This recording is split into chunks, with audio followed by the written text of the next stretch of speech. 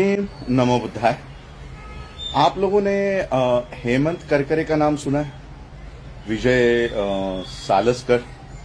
ये मुंबई पुलिस के सबसे टॉप नॉच पुलिस अधिकारी थे जो प्रज्ञा सिंह ठाकुर के मामले में इन्वेस्टिगेशन कर रहे थे और कई सारे प्रूफ इन लोगों के हाथों में लग गए थे। कुछ लैपटॉप्स लग गए थे, कई सारे सुराग उनको मिल गए थे और आरएसएस के अगेंस्ट में कई सारे प्रूफ इन्होंने जमा कर लिए थे इन दो ऑफिसर्स को मरवाने के लिए, इन तीन ऑफिसर्स को मरवाने के लिए और वो पूरा इन्वेस्टिगेशन रुकवाने के लिए मुंबई में कसाब 26/11 ये सब करवाया गया। तो ये बात मैं इसलिए कह रहा हूं कि आरएसएस के खिलाफ अगर कुछ इनके हाथों में लगता है, किसी के भी हाथों में लगता है, तो आरएसएस या बीजेपी किसी भी हद तक जाकर उन लोगों को मरवा सकती है। यह हमारे सामने जीता जागता प्रूफ है।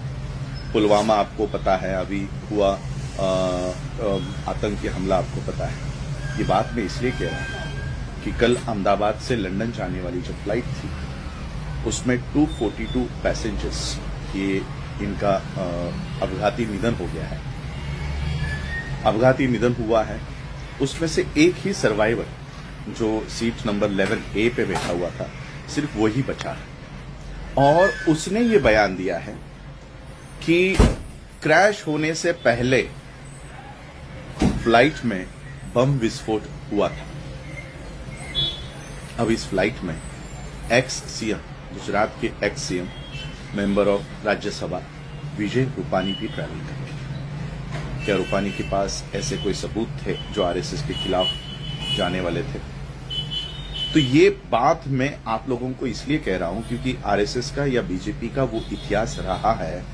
आज हम सभी लोग उन जिनका अपघाती निधन हुआ है उनको आदरांजलि दे तो रहे हैं, लेकिन इस पहलू से हमारा ध्यान भटकाया जा रहा है कि उस फ्लाइट में एक एक्स सीएम ट्रैवल कर रहे थे और फ्लाइट क्रैश होने से पहले उस फ्लाइट में बम विस्फोट हुआ था।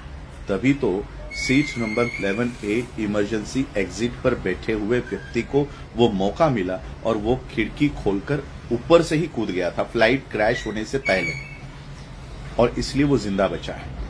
और इसलिए ये बात सोचने पे मजबूर करती है क्योंकि 26/11 हो, पुलवामा हो, ये नहीं देखते कि कितने लोग मरने वाले हैं, कौन लोग मरने वाले हैं। उनका टारगेट जो होता है वो अचीव करने के लिए, वो हासिल